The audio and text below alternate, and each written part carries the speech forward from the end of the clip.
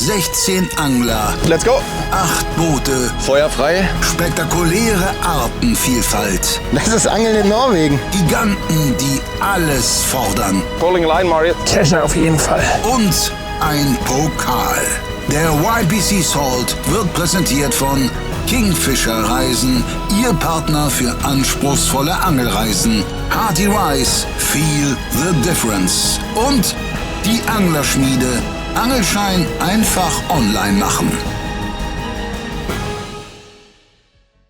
Hallo liebe Zuschauer und herzlich willkommen zu Episode 4. Bevor es in Gruppe B weitergeht, sortieren wir einmal schnell das Scoreboard. Okuma führt nach einem fischigen Morgen mit guten Dorschen und noch besseren Köhlern. Westin auf Rang 2 kann als einziges Team schon 2 passable Pollacks vorweisen. Die beiden anderen Teams wiederum haben die Morgenstunden auf Butt verwendet. Erfolglos. CWC konnte anschließend immerhin solide Punkte bei den anderen Spezies sammeln. B1 dagegen wartet noch immer auf den ersten besseren Fang. Mal sehen, ob sich das am Nachmittag ändert. Abfahrt! So Leute, willkommen zurück bei Team Okuma in der Episode 4 müsste das sein. Episode 4 und wir haben es euch eben schon gesagt oder in der Episode davor gesagt, was wollen wir machen? Wir brauchen jetzt 2 Pollacks. Und Pollack-Angeln, also für mich ist es eher Neuland. Ich habe das noch nie wirklich gezielt gemacht. Vielleicht habe ich schon mal irgendwo einen gefangen irgendwann. Ich kann es gar nicht genau sagen. Aber wir haben rausgefunden oder wir haben gehört, die sollen immer an so Felsen hier sein, wie im Hintergrund. An diesen Kanten sollen die stehen. Wir versuchen das mit kleineren Gummifischen, die schnell über diesen Bewuchs, der auf diesen Steinen ist, rüberzuziehen. Ja, und das ist auf jeden Fall unser Plan für die Spätschicht quasi heute, für die Episode 4. Welcome back to the team Catch with Care. A new episode and we pumped up. We gotta change the course of this event. Yeah. Yeah, we're still searching for halibut because we think it's gonna be the hardest fish to catch. So last episode we give it a lot of time and we're gonna do so. Yeah. Because that's what we're gonna struggle for most. So, oh, Yeah. yes. Let's start. Let's start fishing. Start the episode. So, kurz was hier zur Technik. Es ist auch Vertikalangeln, aber deutlich schnelleres. Und zwar ist es im Prinzip einfach nur Köder an den Boden lassen und dann hochpölen. Ich mache dann immer mal wieder so kleine Zwischenpausen. Und was ich euch sehr empfehlen kann, ist, wenn ihr mit einer mehrfarbigen Schnur angelt, ich fische in dem Fall unsere W3 in dieser Multicolor eben, die wechselt alle 10 Meter ihre Farbe. Und hier weiß ich jetzt, dass der auf dem ersten Rot sozusagen kam, also ungefähr 30 Meter über dem Boden kam der Biss. Das heißt, wenn wir jetzt gleich den Schwarm wieder unterm Boot haben, lasse ich wahrscheinlich gar nicht ganz bis zum Boden runter, sondern nur so 10 Meter drunter und dann kurbel ich hoch und dann mache ich immer so 30 Meter hoch, 30 Meter runter. Und ja. Erik hat einen Fisch. Ja. Caught you? I don't know, maybe. Feels a little bit coddy, Okay, good. We need but it's not as big as one. Now there is fish 60 meters down Yep. in the midsection. Kann er helfen?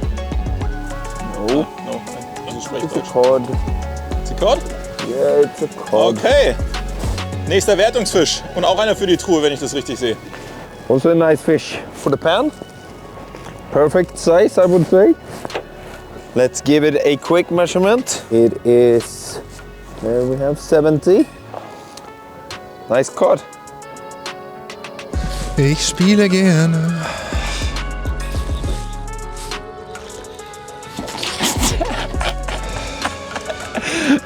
How is your day going? Pass auf. Are you ready? Löwe. Das sind unsere ersten 15 Das Bonuspunkte. sind die 15 Bonuspunkte. Schön sind sie ja. Also, Kleinfisch können wir. Kleinfisch-Profis. Judy, der kommt mit. So, während ich mich kurz verarzte, fängt der Roman mal an, Fische zu fangen. Schauen wir mal, was da rumkommt. Der ist besser. Bisher Bisschen besser. Halt auch in der Abdrift, ne?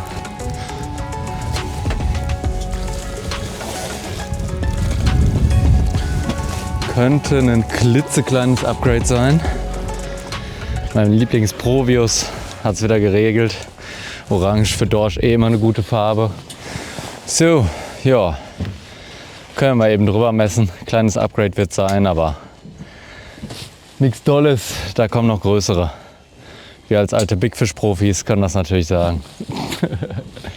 71. B1 sammelt Punkte fürs Selbstvertrauen, aber auch bei der Konkurrenz startet die zweite Halbzeit vielversprechend. Ja, got one. Wieder in der grauen Schnur. Es ist wirklich faszinierend. Das ist unser zweiter Wertungsseelachs. Ja, so cool, auch hier eine relativ leichte Angelei. Aber gerade mit so einer 150 Gramm Spinnrute hat man auch echt noch Kraftreserven. Da unten kommt er, der Broski.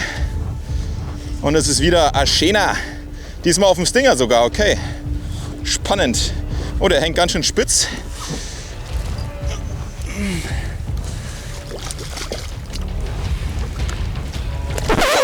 Oh, oh. Did you lose it? Yes. Why? I'm just very happy that... Hurry up to get down, because if you don't get down, they will be gone again. Ich würde sagen, auch so ein vielleicht Anfang 80er, aber ich sag mal so, mit dem Gaff hätte man ihn gehabt. Wir versuchen das ja etwas humaner zu lösen, aber in dem Fall, naja, hat er seine Freiheit zurückbekommen. Aber ich glaube, es war nicht der letzte und es war jetzt auch kein Riese. Wären natürlich schöne Punkte gewesen.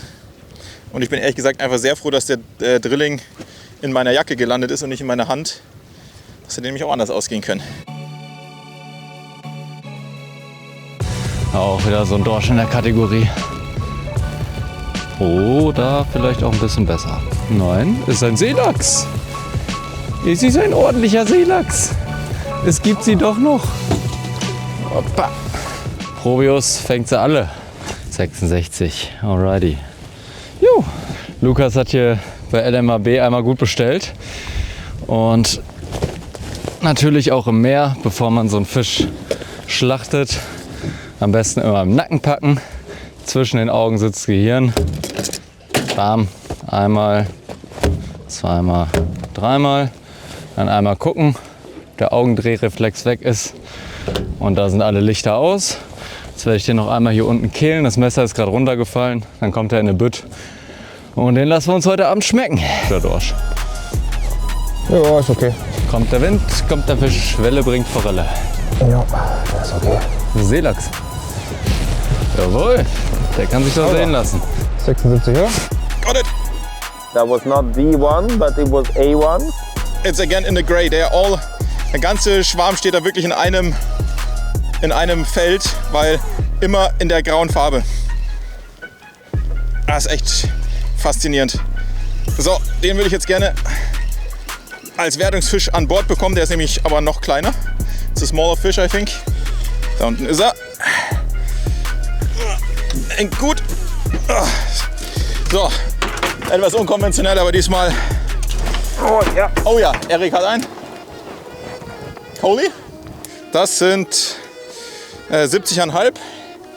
Also ein 71 Punkte Fisch. Yeah, this is an upgrade. That is a There we go. 80, 87. 87. Okay.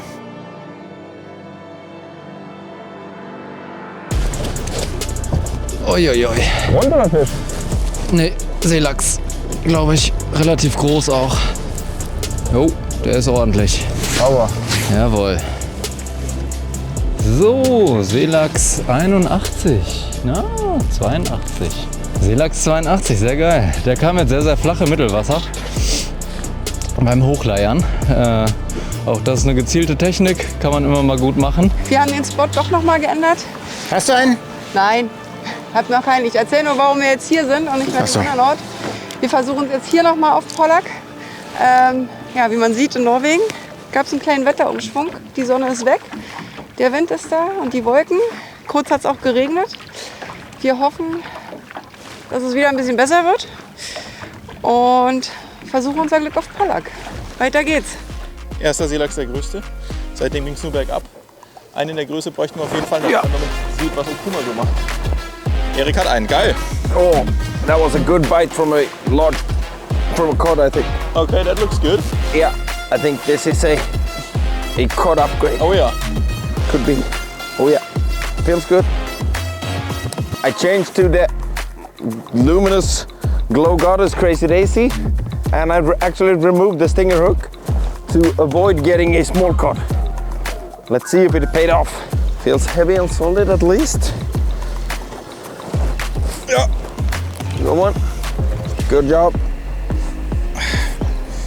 But it's not the size we need. No, I see. Hooked a little bit incorrect. It's a good one? No, he's hooked on the side, outside of the mouth. This will not be an upgrade, I think. No. I got away from one. This one might be a bit bigger. Könnte ein Upgrade sein. Ist sehr schön gehakt. Der hat, was ist das, 76, gell? Auch einer, der hoffentlich nicht auf dem Scoreboard bleibt. Aber 76 Punkte, die nehmen wir jetzt erstmal gerne. Super.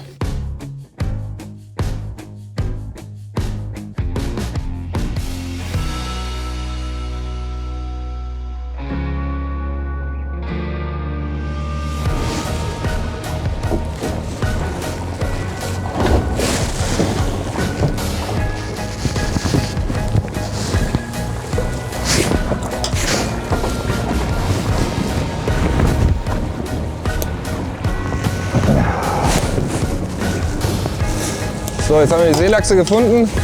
83.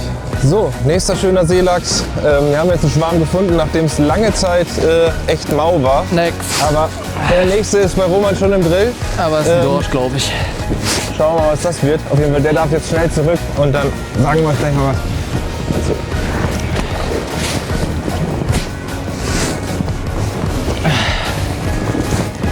Hier wird gekrant, du. Das ist ein kleinerer Seelachs.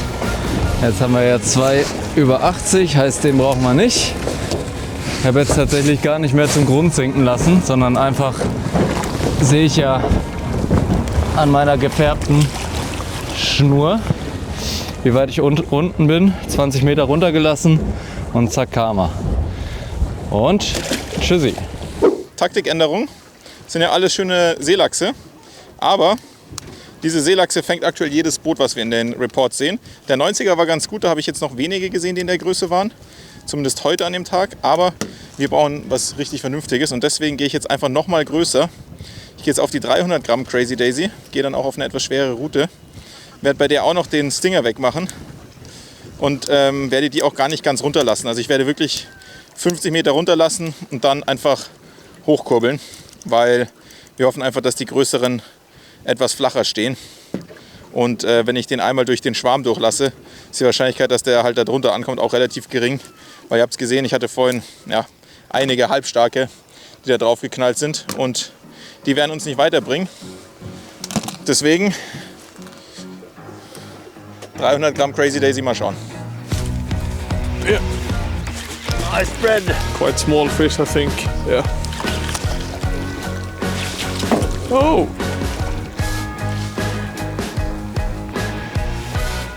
Sometimes you lose them. You got one? Yeah. Right under the boat. Pretty good fighters. Goldfish. I will just do a quick release on this one. Catch on a new size of Halley Bandit. Perfect one for speed jigging goldfish. Der ist wieder aus der Kategorie etwas besser. Ja. Und Nummer 2. Ab. Ah ne, ja, dann lass direkt wieder runter.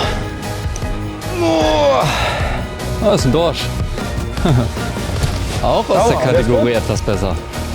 79 sehe ich da. Jetzt kommen wir der Sache langsam näher. Haben den richtigen Bereich gefunden und jetzt müssen wir uns durchangeln, bis wir die richtigen finden. Und Abmarsch.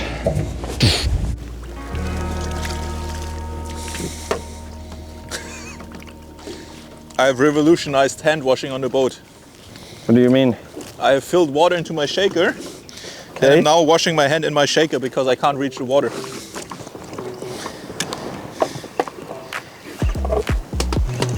I got something. That's good. On the way down. It's good. Looks a coddy. Coddy? You think it's cod? Yeah, it was quite on the bottom, I think. Könnte ein bisschen besserer Fisch sein, den ich hier mir angelacht habe. Relativ dicht am Boden, was mich eher darauf schließen lässt, dass es ein Dorsch ist. Aber wir werden es sehen. Er ist schon wieder abgegangen, das gibt's ja nicht. Came off like 10 meters at the boat. Okay. Vielleicht müssen wir bald mal umsetzen und noch mal gucken, ob wir noch eine andere Schule finden, weil gefühlt haben wir hier also ist so bei 80, 70, 80 so der Durchschnitt und den 91er hatte ich jetzt. Da kommen jetzt gerade ein paar bessere Fische oben durch. Ja, got one. Got off. It was a cold fish, but single hook. Ja, Keep on reeling. Ja. You're still there. Na gut, aber genau das ist eben selektives Angeln. Das ist jetzt genau diese Situation, die ich eigentlich fast provozieren will. Ich krieg zwar Bisse, aber das sind dann wohl welche, die diese 300 Gramm Crazy Daisy nicht in den Mund bekommen. Und ich hoffe einfach, dass ein größerer noch mitschwimmt, der dann die Chance bekommt zu fressen. Ja. Nice. Good job. On the drop again. Oh, it's barely hooked. Oh no, it's actually quite well hooked. Ja, aber das ist kein Upgrade. Adele.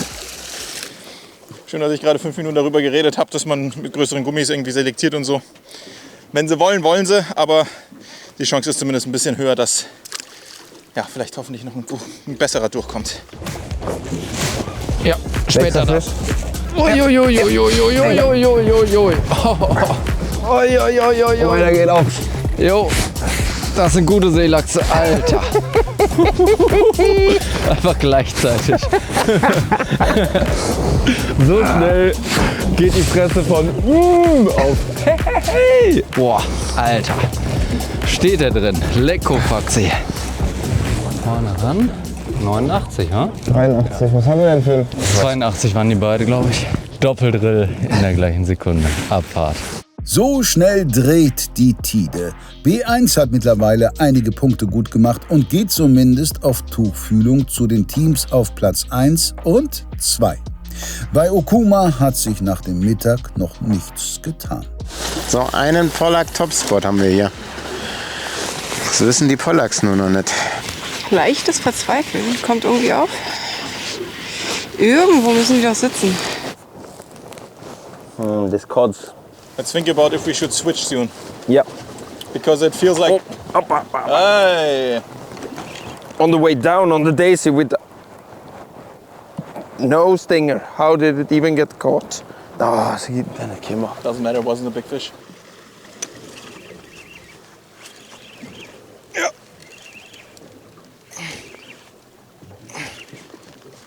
Oh! Don't know, it could be a better one. Ja, das ist alles so eine Größe. Der hängt auch super spitz, den werde ich wahrscheinlich auch gleich verlieren.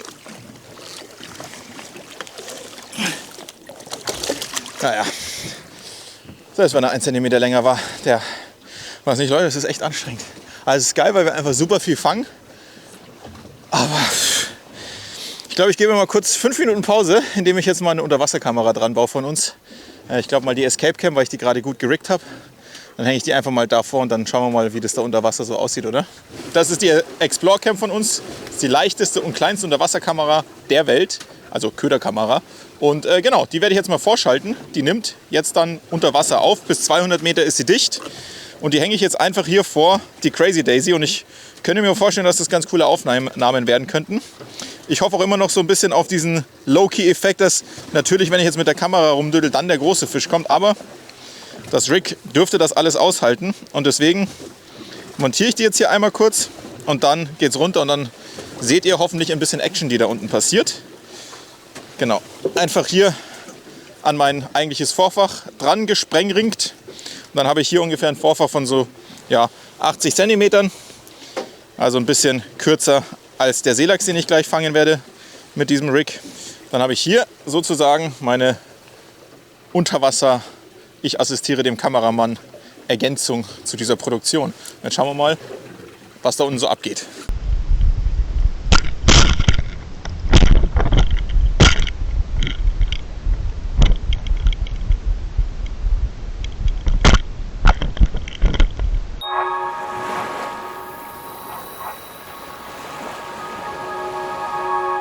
Über 3000 Artikel, bis zu 80% rabattiert. Na, wie klingt das für euch? Damit ich auch die kommenden Herbst- und Winterneuheiten wieder für euch bestellen kann, schaffen wir Platz im Lager. Nur bis zum 27.07. und nur solange der Vorrat reicht. Und den Link zum großen Summer Sale findet ihr hier, hier oder auch hier. Und nur auf echten Barstehen. Du bist jetzt auf den Geschmack gekommen und willst auch das erste Mal nach Norwegen fahren, dann ist Kingfisher Angelreisen der richtige Ansprechpartner für dich. Ja, richtig, richtig nice. Boah. In einer großen Auswahl an Anlagen haben sie wahrscheinlich das richtige Ziel für dich und natürlich noch dazu super sympathische Ansprechpartner, die dir dabei helfen. Und das Beste, sie buchen alles für dich. Anreise, Unterkunft, Boot. Du musst also nur noch hinfahren und deine Angel auswerfen und hoffentlich deinen Traumfisch fangen. Also, wenn du zum ersten Mal nach Norwegen willst, schau jetzt bei Kingfisher Angelreise vorbei und buche deine erste Reise.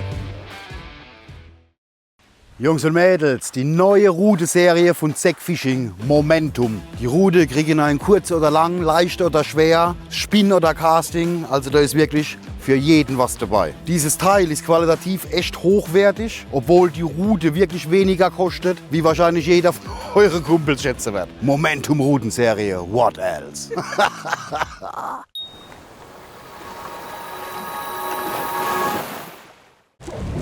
Ja. Cool. Aber ist auch, glaube ich, keine. Nee.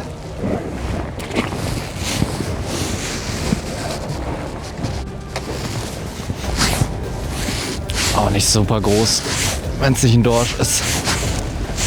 Ja. Noch einer. Ja. Oha. Ist ein Dorsch, aber ein kleiner. Brauche ich nichts mehr zu sagen. Schöner Dorsch. Ich weiß nicht, ob der uns hilft. Was machst du da?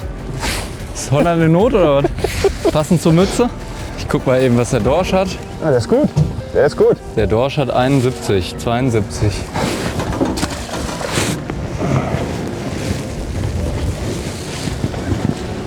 Nee, größer ist er nicht.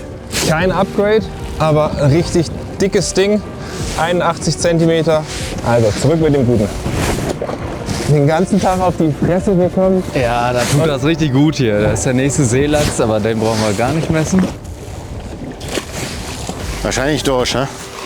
Nee, glaube Nee? nicht. Was? Ich glaube nicht, dass das ein Dorsch ist. Okay. Dann lass das jetzt so ein Vieh sein. Vielleicht kommt jetzt hier so ein Polack-Vieh hoch. Ja!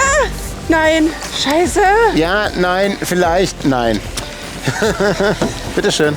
Mann! Kleiner, aber fein. Na, ich habe auf jeden Fall einen Fisch. Also, Ja.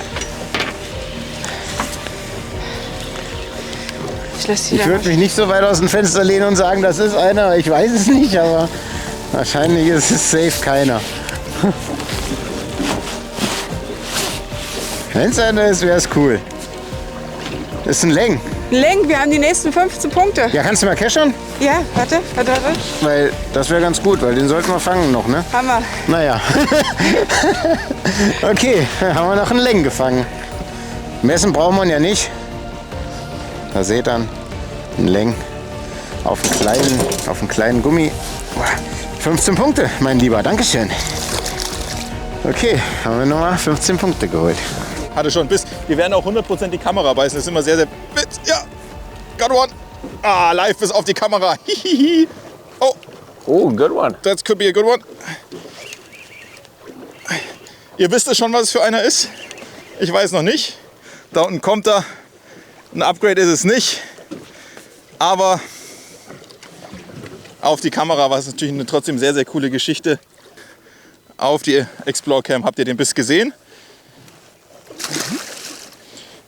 Immer einmal kurz drin prüfen, ob sie läuft. Sie blinkt grün, also ist sie sozusagen auch noch voll geladen. Und ihr seht, ich nutze hier diese kleine Stabilisierungsflosse, die Y-Fin. Dadurch habt ihr nicht das Problem, wie es bei anderen Kameras ist, dass die praktisch dieses Wackeln im Bild haben, sondern sie ist sehr stabil. Und es hat jetzt sehr gut funktioniert. Nur der Effekt mit dem größeren Fisch. Ich dachte ganz kurz, es wäre, aber hat noch nicht funktioniert. Ich denke, wir werden jetzt hier in Kürze umsetzen. Aber jetzt, wo ich die Kamera dran habe, geht sie gleich natürlich nochmal runter. Got a fish? Yeah. Good fish? No. No. It's very hard to know on this new rod. The if it pulls drag, it's a good fish. Yeah, I had to tighten your drag a lot because I missed like 3 fish in a row on the hook set. Okay. So I have tightened it a lot. Then it might be a good fish. Yeah, we will see. I thought about if we just had an upgrade on the coalfish, we can move on primarily to cods afterwards. But I think it's too small. It's not an upgrade, I think. No. Put it back right away. It's not this one. No. I can tell from it. Oh. Not this one either.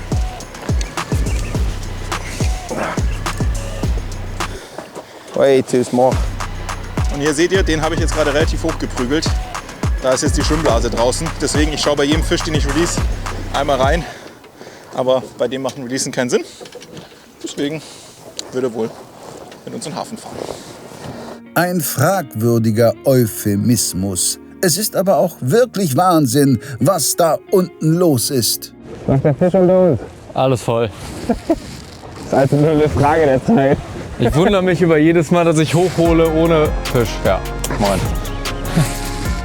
Uiuiuiui.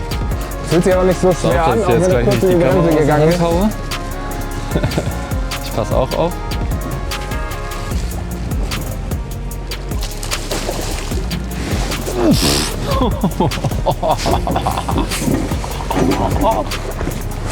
Da. Hallo? Hallo? Hallo? Beruhigen Sie sich. Mach die Klappe Achso, der auf. kam so knapp unterm Boot, deswegen war der so krass stark. Whoopsie! Und tschüss. Einfach weitermachen, bis wir einen größeren kriegen. Ja.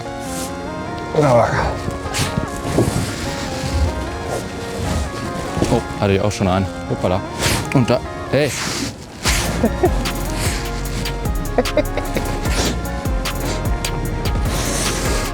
Ich habe noch nicht mal die grüne Schnur runtergelassen, ne? Also meine ersten 8 Meter. Jo, ich habe auch einen.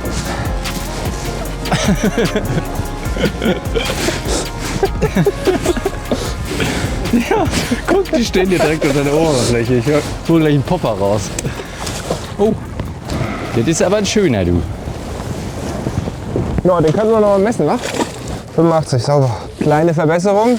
Hier müssen noch irgendwo die größeren sein. Also 2,90er bis zum Meter wäre schon nicht schlecht. Jo. Die anderen Jungs haben vorgelegt, aber wenn hier so viele unterwegs sind, sind auch die größeren irgendwo. Jo. Der darf zurück. 1. Ja. Das könnte unser Meter sein. Jui. Lukas ist auch schon wieder am Arbeiten. Jetzt knacken wir die 90. Jawohl. Langsam ernährt sich das Murmeltier. Aber das ist ein schönes Murmeltier. Kann ich mitarbeiten. Nächster. Der ist zu klein. Darf gleich zurück. 1, 2. Oh, ey, sogar im Stand hier. Alle wollen sie mal Angelguide werden. Die wissen gar nicht, wie weh mein Oberarm tut. Also sauber. Komm, der ist gut. Aber der ist auch nicht viel größer. Ein bisschen größer wird er sein. 79, Nummer 2. Wir suchen den dreistelligen, würde ich sagen. Ja. So, dann Seelachs. schnell Abmarsch. Roman, aber was machen wir? Also wir können jetzt noch gefühlt stundenlang weiter Seelachse eiern. Ja, das zeigt sich ja gerade, wie stundenlang das läuft. Ne? Ja, wir könnten noch mal Pollack oder Hollywood Was nachher nice machen. while it lasted. Ich würde fast sagen, wir probieren es gleich noch mal auf Pollack, weil jetzt haben wir auch wieder ein bisschen Welle und wir sind eigentlich in der Ecke. Ja. Der Zielfischwechsel würde Sinn ergeben, wobei sich am Nachmittag noch kein Pollack hat blicken lassen. Vielleicht ja jetzt. Gerade auf dem Echolot ein paar Fische gesehen. War nicht so sicher, war auf jeden Fall ein Schwarm, der so direkt auf der Kante stand. Jetzt müssen wir mal gucken, ob das jetzt vielleicht so ein Ding ist. Nein, Katja, kannst du mal mit dem Kescher kommen? Stell die Route einfach hin. Wie gesagt, ich weiß es nicht. Also wahrscheinlich ist es was anderes. Aber so Safety First vielleicht. Ich sehe ihn noch nicht. Nee, ist leider ein Dorsch. Wieder auf den kleineren Sandaal jetzt. Ja, du solltest eigentlich ein Pollack sein, Kollege.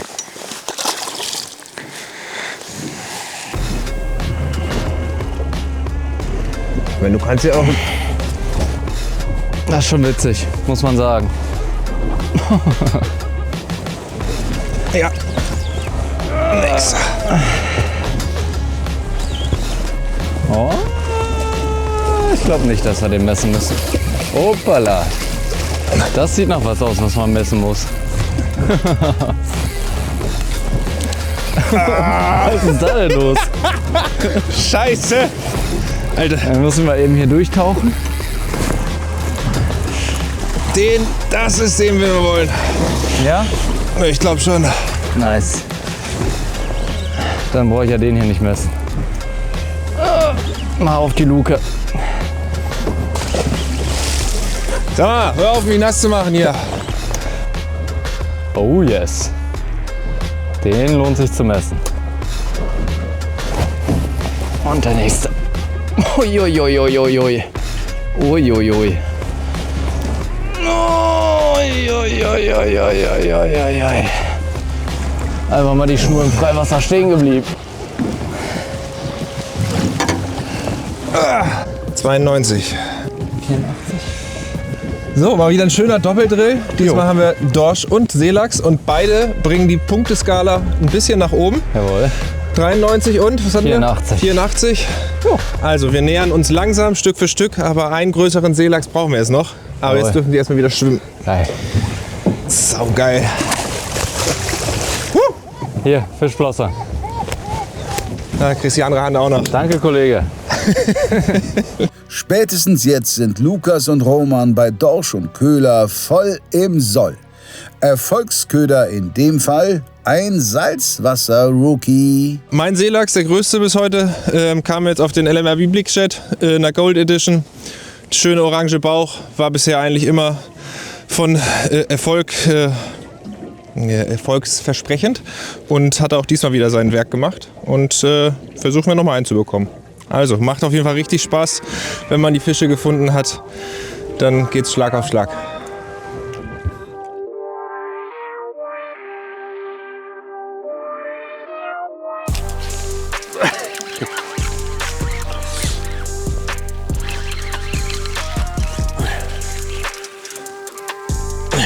Hey, it's a nice cod. Oh, yeah, what a cod. Cool. What a new halibut size. It's 1 centimeter. We are approving. Let's put her back.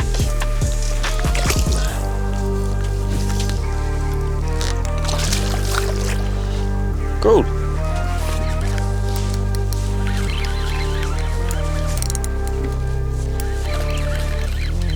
The small jig is on fire right now. The crazy amount of fish down there. This just took on the way down. I saw the line, it was like an 8 on the surface. Do you get it self or? Yeah, can take. Just letting the fish compress. What do you call it? Decompress. Decompression. Look at this. I think he wants to learn. He is 76. Exactly. Like the last one. For the balja, correctly. Ja, Team Westin ist zum Picken übergegangen. Nicht meine Lieblingsangelmethode. Ich finde, das Angeln mit Bergmann-Pilker ist wahrscheinlich eine der effektivsten Angelmethoden, die es gibt, die ich trotzdem nicht so gerne mache. Ich finde es leider sehr unselektiv, aber wir haben ja auch noch diese Bonus-Points, die wir fangen können. Und ja, in Nordnorwegen ist ja der Lump ein recht bekannter Beifang. Und da ist so ein Pilker eigentlich eine ganz gute Idee. Und natürlich besteht auch immer die Chance, einen großen Dorsch zu fangen. Und deswegen habe ich jetzt gerade mal so einen Bergmann-Pilker dran. Werde ich jetzt mal so 10, 15 Minuten machen, um vielleicht den Bonuspunkt zu bekommen oder einen Dorsch. Schauen wir. Man kann wie gesagt alles mit dem Köder fangen. Uiuiui.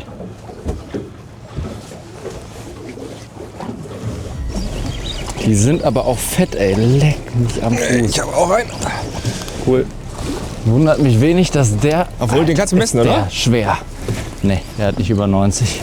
Was? Der hat nicht über 90. Der ist nur unfassbar dick. Ein Fisch neben dem anderen liegt hier. Alter, schöner Fisch. Richtig geil. Die sind auch wunderschön einfach. Oh, ist echt schade, dass wir jetzt hier wegfahren müssen. Hätte ich schon noch ein bisschen Lust. So, das ist unser Abschluss-Seelachs. Jetzt gucken wir noch mal, dass wir einen Pollack erwischen, bevor uns die Zeit ausgeht. Aber das macht echt Laune, wenn man den Schwarm gefunden hat. Also, zurück. Ja, got it. Oh ja. Oh, good. Oh, oh, oh, Oh. That looks promising. That's a good fish. Yeah. That's a good fish. Holy shit. Alter. Okay. Oh. What is that? I don't know. I will guess a big cod. Whoa, it's pulling drag. Oh, that's good. Ich sag's gerade noch zum Bergmann-Pilger, Leute.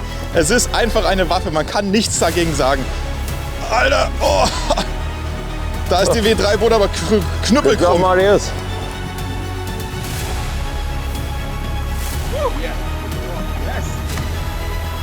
That is 91. Wow, it's even bigger.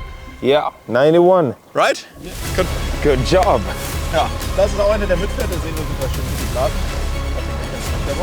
You will have to smack that one. Sehr gut. Ich hab's euch gesagt, Bergmann-Pilger ist immer für eine Überraschung gut. Das ist einfach so effektiv. Zwar nicht die Extrapunkte, aber ein richtig schöner Seelachs. So Freunde, Spaß mit Seelachsen ist vorbei. Jetzt geht's hoffentlich zu Spaß mit Pollacks. Und die letzte Stunde, oder wahrscheinlich wird es nur eine halbe, dreiviertel, werden wir noch mal auf Butt verwenden. Und ja, mal schauen, was noch passiert. Wenn wir noch eine dritte Fischart kriegen, wäre natürlich hochgradig erfreulich. Also Hebel auf den Tisch und Abfahrt. Bring us the big cod. 2, please. 2. I ordered 2 big cod. Do you take the cold fish then? Yeah. Yeah, perfect. Trust me. Trust me.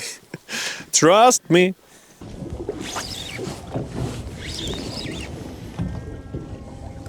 Dorsch.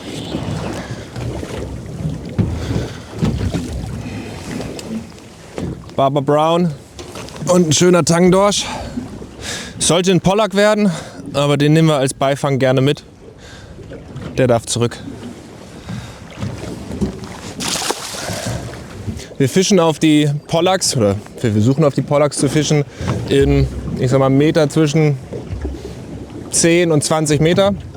Und da habe ich eine leichte Spinning einfach an der Hand genommen. In dem Fall die Rodfaser von LMAB, 20 bis 60 Gramm. Und ja, wenn da mal so ein halbstarker Dorsch einsteigt, macht das richtig Spaß. Und auch die Pollacks werden Spaß machen, aber die müssen sich noch zeigen lassen.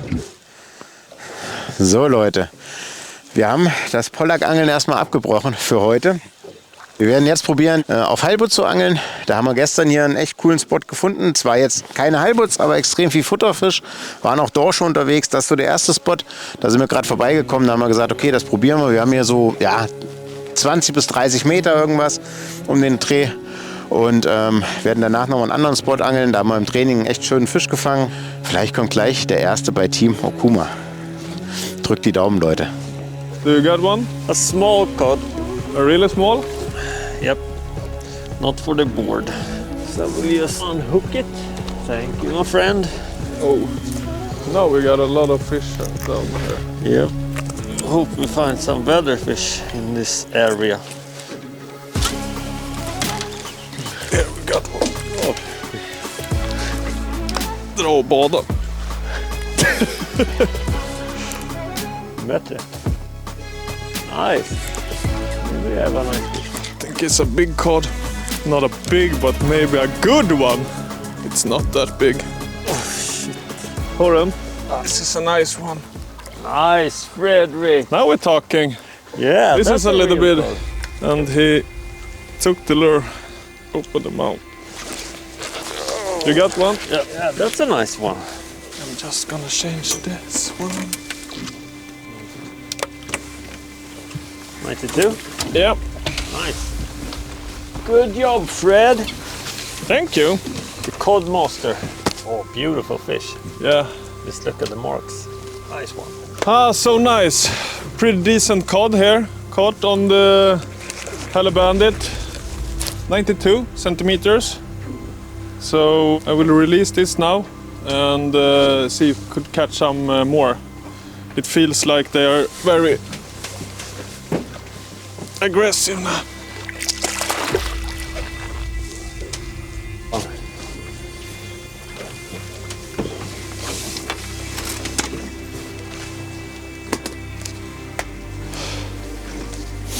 See if we could catch some more here. They are very active now. Yes. Oh my god! This is a cool Fish on! nice spread. I'm starting to be a little bit tired here. And it's just pooping fresh. This one isn't any bigger. So we release it fast. Super fun. Good fish? Yeah, feels like a good one. This is the heavy rod also. Yep. It's a cold fish, but I don't know. I would say that it's a cold fish. By the way, it kind of quite comes. No, it's a cod. Looks like a decent cod, Marty. Could be maybe a small upgrade. Maybe. Yeah, I got it. Right in the snout. Let's see if we will gain some points here. We have 78. It's on the edge. Yeah, we will gain. That is 84. 84. Perfect. Nice cod, 84 centimeters. Yep. That's a good one. That's a collie, I'm quite sure. Okay, but then it's... Because it was on the way down. Okay, might be a big one then. Yeah, I love the W free boat for this fishing. It's so fun. It will come up here in a second if you want to help me. I will help you. Keep the line tight. You see it down there, looks big. Oh, it's a big cod. Is it? Yeah, it's a big cod. Yes. That's the one. Yes, that's a meter fish. Yeah! Yes! Look how he slurped that shell. That's what we wanted, man. Wow. 97. Yeah, 97. Ja. Oh, Leute, ist der schwer. Der Bro. Alter. Jawolle, und er stellt auch noch schön seinen Kamm auf. Geiler Fisch. Wunderschön. Den haben wir gebraucht. 97er. Perfekt. Jawollo. Marius holt sich den bislang besten Dorsch des Turniers und es scheint, als könnte Erik direkt nachlegen. I have one too. Nice, Eric. Yeah, I think this is a cod too. That was the most cold fish bite I've ever had from a cod. Yeah, I'm quite sure this is a cod. Okay. That took like a cold fish. Oh, nice. He just slurped it. Not as big as the other one, but he slurped Should it. I take it? Or do you want No. 87 centimeters. Thai is our smallest cod. Now we need a slightly bigger one.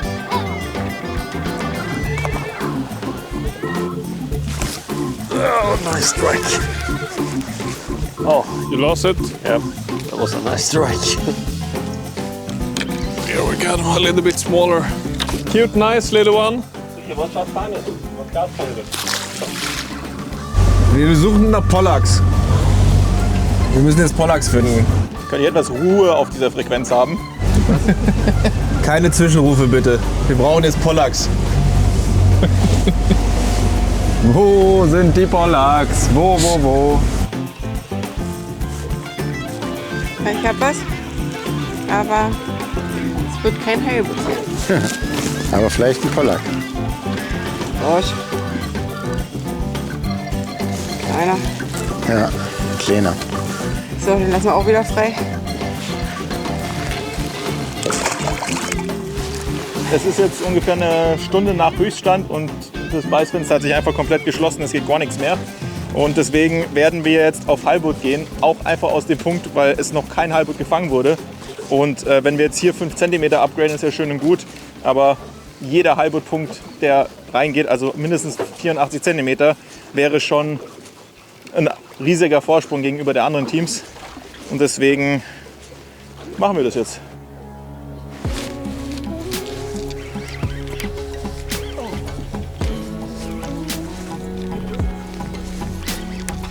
Coming now? Quite nice one. You're on fire, Fred. Yeah, Yeah? it's a bigger one. Nice. See if it's longer than 80 centimeters. 85. Good. A few more centimeters upgrade. And a really nice cod. Caught it on this one, the Heli Bandit. glow mackerel, I think the color is, and with a UV hook, of course. It's the trick today.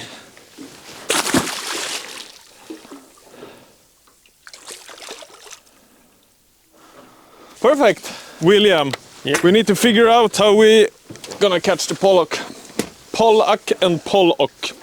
Yes. But the cod fishing here is quite fun. They strike hard and fight good. What do you say? To check out the other spots from yesterday. Out there? Yeah. Yeah. Yes. There we have a quite deeper area than we are here, but yeah, we got some cold fish there on the training. So maybe they will be there today also. The one thing that bugs me a bit is that we don't have any bonus fish. Yeah, I know. And I thought they would come on accident, but like when I tried to catch one, the coldfish was like, ha. Yeah. And also, I don't know how they even managed to get the haddocks.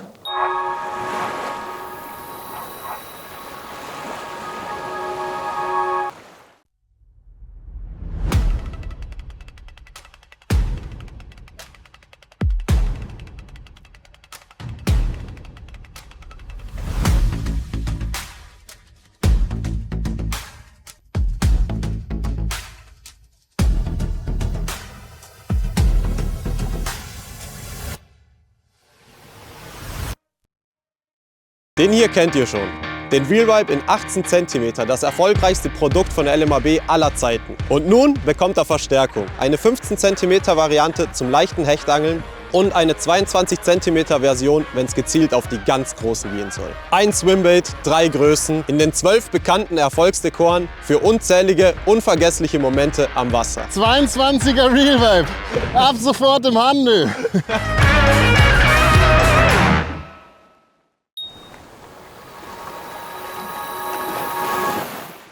So, jetzt müssen wir mal einen schnellen FG-Knoten machen.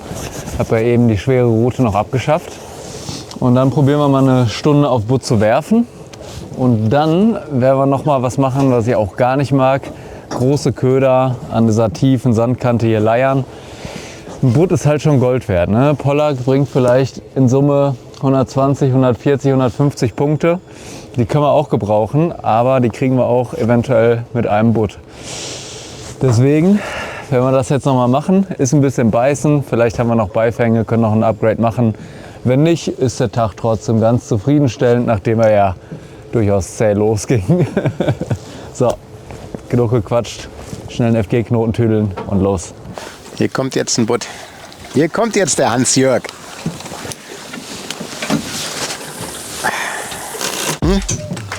Da wird kein Butt sein. Aber mal wieder ein Fisch hier. Bisher müssen wir uns auch echt ein bisschen entschuldigen. Also die zweite Episode von uns war bisher noch nichts. Ein Dorsch. Ja. Und der darf natürlich gleich wieder rein. Okay. Oh, yep. Yeah. Hollywood?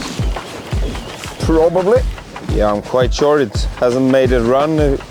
If it's a halibut, it's a very small one. It's not even a lumpa. Not even a lumpa. You can see what they are eating actually. So they basically eat everything. Look at this. Let's get this sandy out. Look at this. It's a mix of everything. A small crab there too.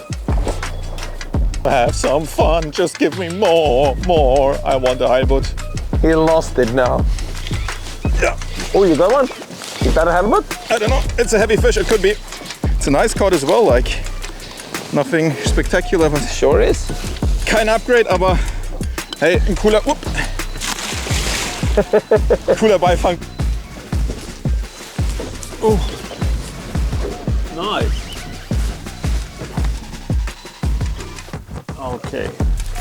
Då var det. Ja, fish. Släppte ju lite. Har du fisk eller? Ja, fish. Oh! Congrats my friend! A chubby fish! Another one for the soup. It tastes really good. It tastes like, yeah, like shrimp. Exactly. Druck drauf. Richtig Druck drauf. Da lagen auch 4 Dorsche gerade auf dem Echolot. Wenn du da in Grundnähe warst, wird es einer von den Brüdern sein. Kleiner Dorsch. Da ist er. Bye, bye. This is a small fish. You got one? Small fish. It could be a cold fish, and then it could be on the paper. It's not. I think it's a small crabfish. Crabfish. Chubby fish again. Another one for the boy bass. Wir gehen jetzt kurz mal auf richtig gottlos angelehnt auf Sonderpunktmission, auf Extrapunktmission. Und zwar, indem wir einfach in ein tiefes Loch fahren und schauen, ob wir da einen Lump rausholen können. Und mit ein bisschen Glück vielleicht sogar einen Leng. Dann hätten wir nämlich gleich unsere Sonderpunkte abgehakt. Dafür werden wir diesen Kinetic Pilker benutzen, diesen Bananenpilker, weil der einfach super effektiv ist. Und wenn da noch ein guter Dorsch dabei ist, an den Meter ran, dann nehmen wir den natürlich auch noch. Das ist so ein bisschen die Mission und schauen wir mal, wie das funktioniert. Oh, please be A ling or a lumpa. Please be a Umpa Lumpa. Might be gone. No, it's there. It's a Lumpa. It's a fucking tiny baby lumpa. Extra Punkte. Wir machen die Regeln nicht, wir spielen nur danach. Ja, 15 extra Punkte für Team Westin. Ein Fisch, der genauso groß ist wie der Köder. Ich glaube, ich habe mich selten über einen 25 cm langen Lump so sehr gefreut wie gerade. Einfach schöne 15 extra Punkte. Es ist einfach geil. So what do you say, William? Should we go try some spots really deep? Yeah. Try to do that. Bet or chance. Yeah. We had, let's see, 1.5 hour Yeah. left. So we searched for some really deep hole or something to see if we can get some big fishes. We need to do something. Yeah. That's for sure. I will just reel this up. Während Team CBC zu allem bereit ist, um den Tag zu retten, trägt sich bei B1 ein faszinierendes Schauspiel zu. Boote verfolgen den Köder tatsächlich bis zum Boot. Jo. Thanks. Sauber. Jawohl. Goodbye. Ja, Mann. Dafür machen wir das. Bin mir noch nicht sicher, ob der maßig ist. Einfach halten. Ja, Mann.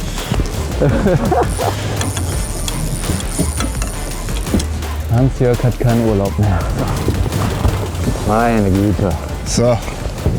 Hans-Jörg. Die alter Sache. Sauber. Oh, eine riesen Schwitz und der Skelett. Ach, der Provius hat's geregelt. Bitte sein Maß. Ja. 85. Punktlandung. Punktlandung. Jawohl. Und weißt du was? Der kommt mit. Der kommt sowas von mit. Butt ist so lecker. Sauber. Ich meine, wir releasen hier, was geht. So ein kleiner Butt ist perfekt zum Entnehmen. Die großen hat man direkt ewig viel Fleisch. Und das möchte man natürlich nicht. Man möchte ja nichts verschwenden. So ein kleiner hier wird man seine 6 Kilo Filet rauskriegen. Und auch beim Butt, selbes Spiel. Hier genau zwischen den Augen sitzt das Hirn. Und genau da gibt es jetzt einmal einen drauf. Ja, das ist mal ein Volltreffer. Und man merkt dann schon auch in der Muskulatur, dass er sich dann entspannt. Und wie auch bei allen anderen Fischen killen wir den hier. Dafür gibt es hier hinter den Kiemen so ein kleines Häutchen. Da gehen wir einmal durch und schneiden den wirklich komplett runter. Und dann geht es über die Bordwand.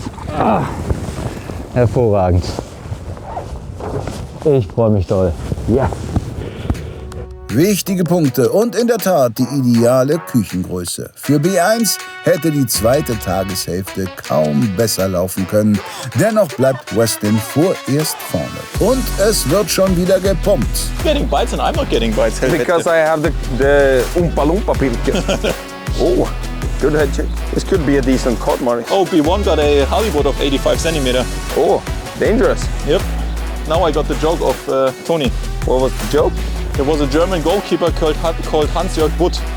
And that's why he asked if Hans-Jörg is there. That one took a while. No, too far down. I would say it's something with a white belly.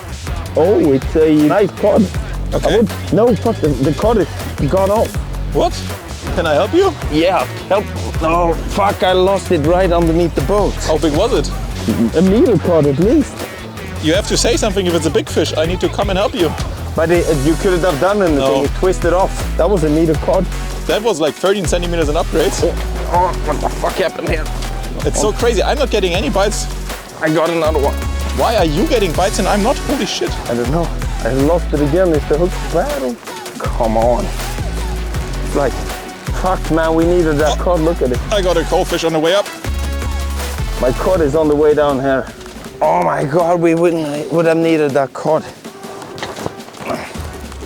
That is super unfortunate, man. Oh, I got another one. Okay. Yeah, it was so unfortunate. That is like complacency kills, you know? I was so close of just getting it too. That would have been nice to have that meter average with the cod. Yep. I have a small collie. Yeah, I got another big cod. Okay. A good cod at least. I'm occupied at the moment. Yeah. There we go. 90. Nice, Eric. 91. Okay, perfect. Perfect. 91 centimeter cod. Just lost another one. Let's see if we can get an even bigger one now. So Leute, so, wir machen nochmal einen kurzen Wechsel. Wir haben noch knapp 40 Minuten, das heißt, wir fahren 10 Minuten zum Spot und dann geht es nochmal ungefähr eine halbe Stunde auf Pollack. Und da versuchen wir jetzt noch irgendwie die letzten 2 Pollacks, die uns fehlen, also die 2 Pollacks, die uns fehlen, zu fangen. Und dann hoffentlich Tag 2 komplett Halibut. Ja. Let's go. Let's go. 140 meters. Quite deep. The plan right now is try something different. Yeah, exactly. My We friend. try all our halibut spots and with no result. So now we're going out, far out, deep, and see if we can catch anything who can help us to improve our result. So stay tuned. Oh yes. Let's do like 10 more minutes here. Yep. Are you stuck? No, I got a coalfish on the way down. Why is the ling like not hooked? We lose the cod, which is 15 centimeters upgrade, Yeah. 25 centimeters, no, like something like that. And we lose the ling or don't get it because, Oh, we are having a little bit of a bad luck. yeah. And B1 catches a halibut. I rate that.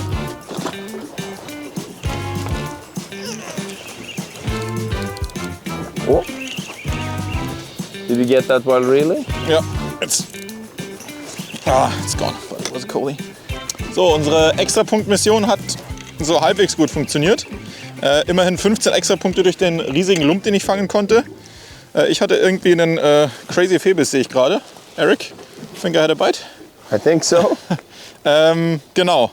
Sehr schade mit dem Leng, dass der nicht zählt. Und auch sehr schade, dass wir den Dorsch sozusagen nur um 4 cm upgraden konnten und nicht um, ich glaube, fast irgendwie an die 20 ran. Ja, ist wie es ist. Aber nachdem B1 jetzt diesen mehr als wichtigen Halibut gefangen hat, also wirklich Props an die Jungs, werden wir jetzt die letzte Stunde einfach nochmal probieren. Wir haben jetzt zwar nicht die Ultra-Spots hier, aber wir werden uns einfach was suchen, schönen Kanal und dann gucken.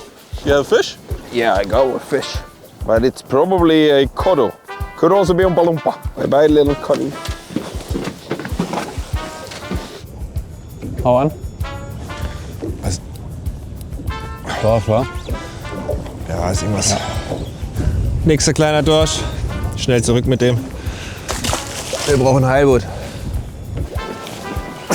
You got one? Yeah. So a small one or how it feels? Yeah, a small one. Bränner i armarna. Here it comes. Yes. It's a chubby fish. Today's king of chubbies. Yeah. Tången. Där. Another chubby fish for the soup. Come on, Fredrik. One cold fish.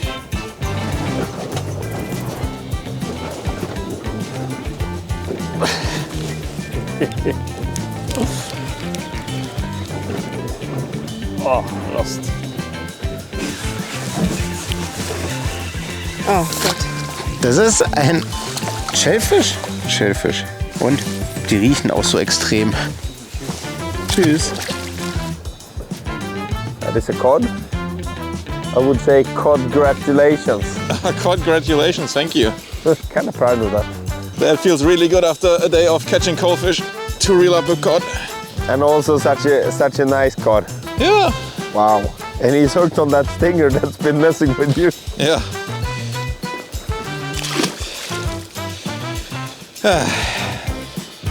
Cod is fun, but not when you're fishing for halibut. No. Fish.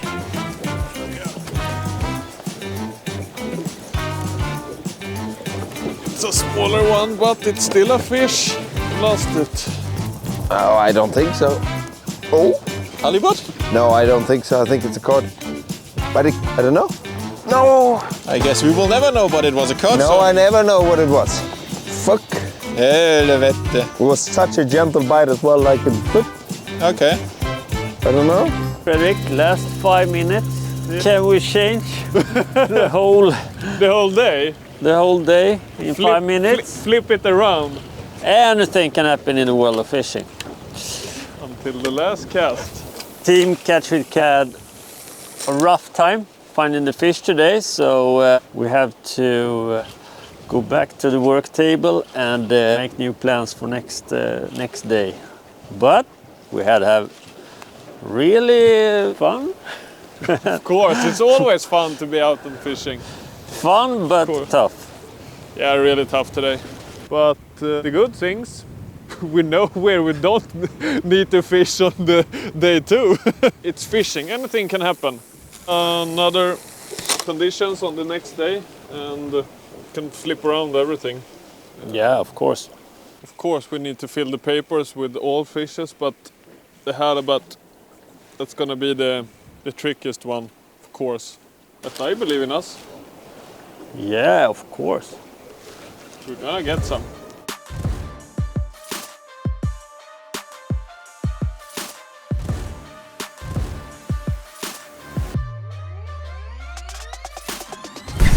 Jo.